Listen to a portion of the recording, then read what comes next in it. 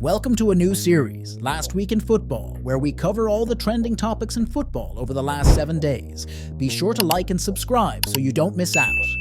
Juventus midfielder Paul Pogba says he is sad, shocked and heartbroken after being banned from football for 4 years for a doping offence. The France international was provisionally suspended in September after a drugs test found elevated levels of testosterone in his system. "Everything I have built in my professional career has been taken away from me," he said in a statement. The former Manchester United player added he would appeal. Pogba was randomly tested after Juventus's first match of the season on the 20th of August. The positive test was confirmed by Italy's National Anti-Doping Tribunal in a second sample in October, and the Anti-Doping Prosecutor's Office requested a 4-year suspension.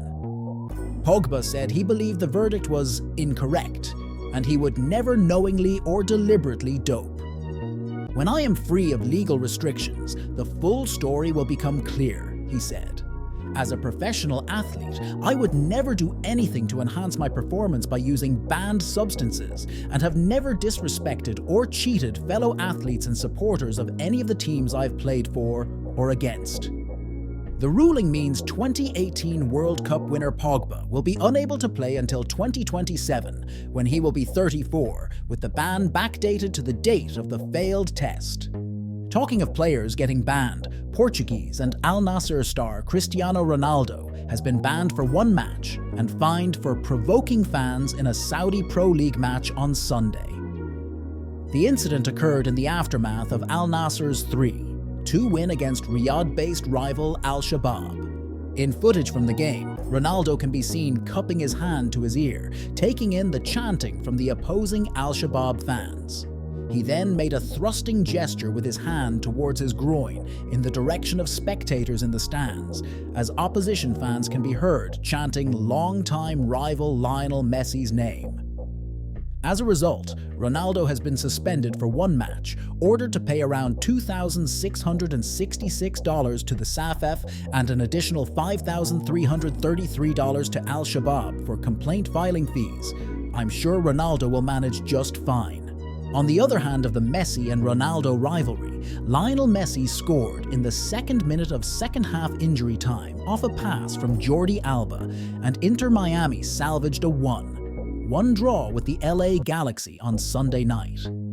After executing a give-and-go pass sequence with Alba, his longtime Barcelona teammate, Messi slid forward and chipped a shot into the roof of the net above Galaxy goalkeeper John McCarthy.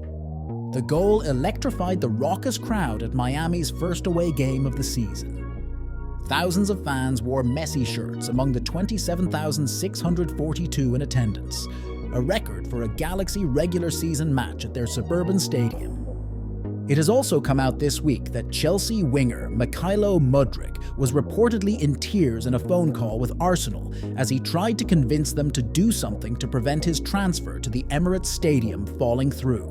Mudryk was really wanted by Arsenal just over a year ago after impressing at Shakhtar Donetsk, but the Ukraine international ended up moving to Chelsea instead, with the deal looking too expensive for the Gunners.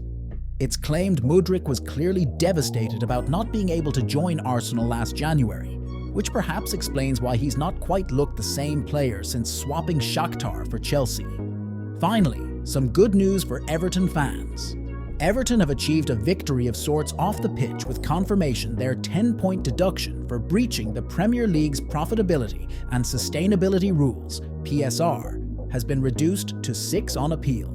The club were referred to an independent commission in March for alleged breaches relating to the 2021-22 season and initially deducted 10 points in November, the heaviest sanction in the competition's history and one described as wholly disproportionate and unjust by Everton at the time. The news of the partial success of the appeal, delivered on Monday, saw Sean Dyche's team rise to 15th in the Premier League, 5 points clear of 18th place Luton. That feels like valuable breathing space, but the club are not clear of trouble just yet. Now over to their Merseyside rivals, Liverpool, who beat Chelsea 1-0. 0 in Sunday's Carabao Cup final after Virgil van Dijk headed in the winner after 118 minutes of drama, having earlier seen a goal controversially ruled out. In extra time, it's been Klopp's kids against the blue billion-pound bottle jobs, said Neville on commentary after the Dutchman's goal. Gary Neville has doubled down on labelling Chelsea as blue billion-pound bottle jobs, while Jamie Carragher believes the tag will stick until the club wins something big. Sticking with Liverpool, Alexis McAllister may be one of the newer members of the dressing room, but he has clearly settled in quickly, given one brilliant story with Mo Salah and Virgil van Dijk. Speaking with DS Sports, the Argentine admitted, "Me and Salah all day long are saying, anda pie a la, Bobo," what Messi said to Weghorst during the Qatar World Cup to Van Dijk, "We are driving him crazy and we also throw that to each other." This phrase, which loosely translates to, "What are you looking at, you fool?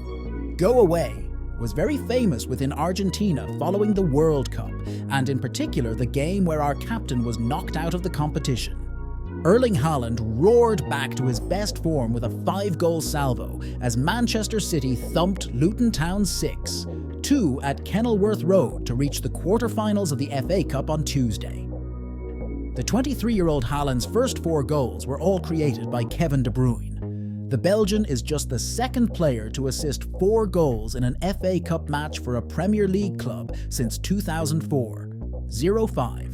Following on from former City teammate Ilkay Gundogan in 2019.